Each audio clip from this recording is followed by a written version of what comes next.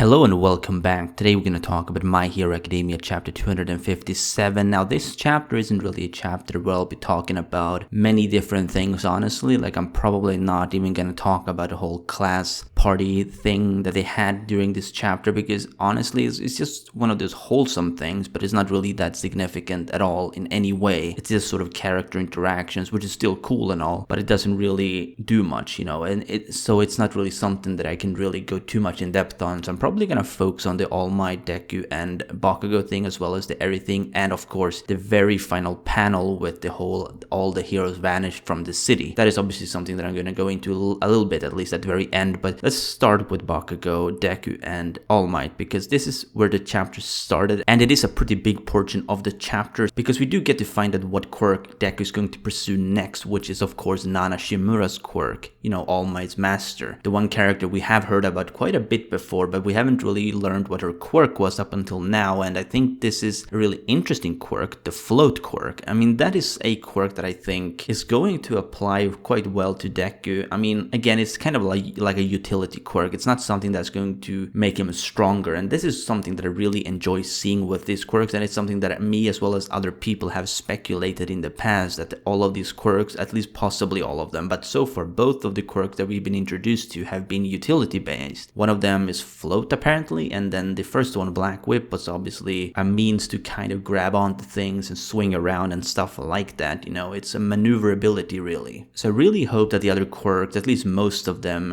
also stay with this pattern. I mean, if it doesn't, then that's fine, as long as it doesn't make Deku entirely broken, which I don't think it will, because Horikoshi has proven, at least at this point in time, that he can handle Deku's scaling quite well. He's not too broken too early, he's not even too weak. He's kind of exactly where he needs to be, and that is something that I really enjoy seeing with My Hero Academia's main protagonist, is that Horikoshi really knows what he's doing with his main character, especially given that he's supposed to become the strongest hero, but he's not quite there yet. Then it's not really just about the power, it's just about his character as much as it is power, and that is something that I think we're going to be seeing quite a bit, especially quite soon now that the supposed war is about to begin, and especially with this chapter where we kind of just kicked into the future 3 months ahead, and we get to find out that the heroes are in fact already gone. We also find out a little bit about the past successors, like the one who actually entrusted him with Black Whip. We got the name of that character, and we also got some insight on a lot of other characters, but obviously there are two characters that we have no clue about, which is the second and third users, which coincidentally are probably also the same ones that are silhouetted back in the day when we got to see the faces of all of them except for two, which is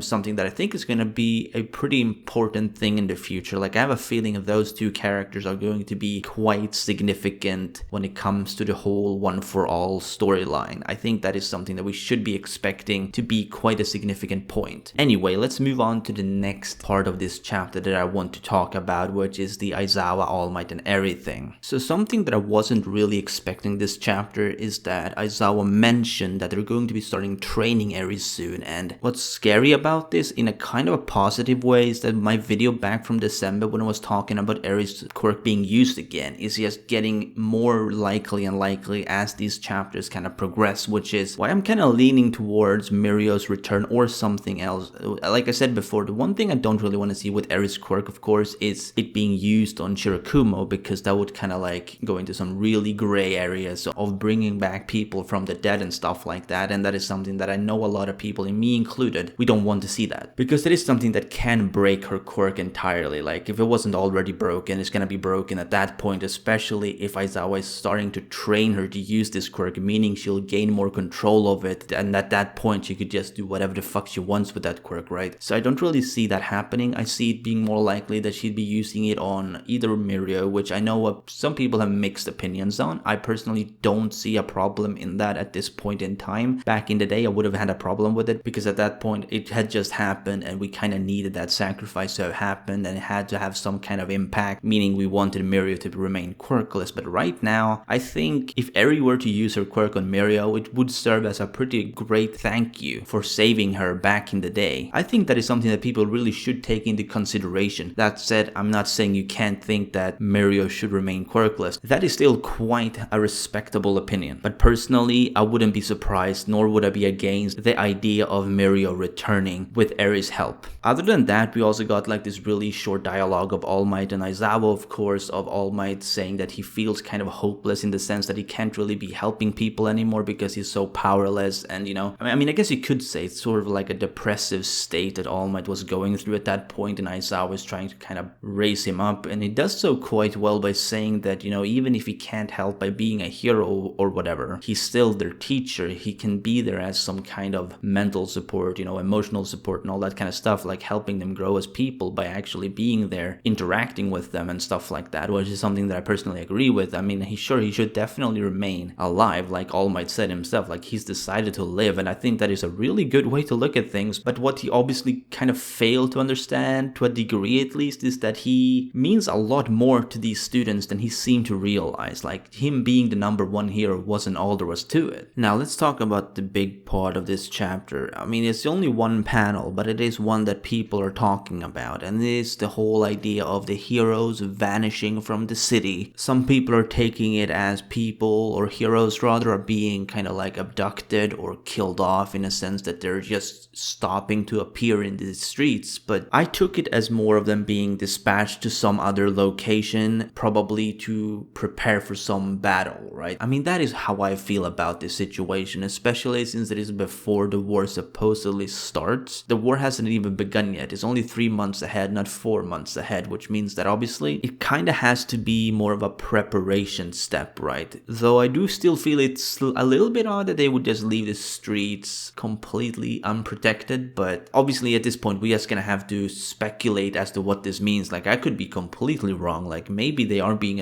abducted or killed off in the streets before this war even happens, to make sure that the villains have as little resistance as possible whenever the attack does happen. But I kind of just don't want that to be the case, honestly. Like, I feel like it being more of a scenario much like in the Overhaul arc, when we had this whole meeting of people just preparing for an assault. Like, in this case they would be preparing for more of a defensive position, I guess, because the villains are the ones attacking. The heroes have to pretty much just defend the civilians and make sure that no one gets hurt and all of that kind of stuff.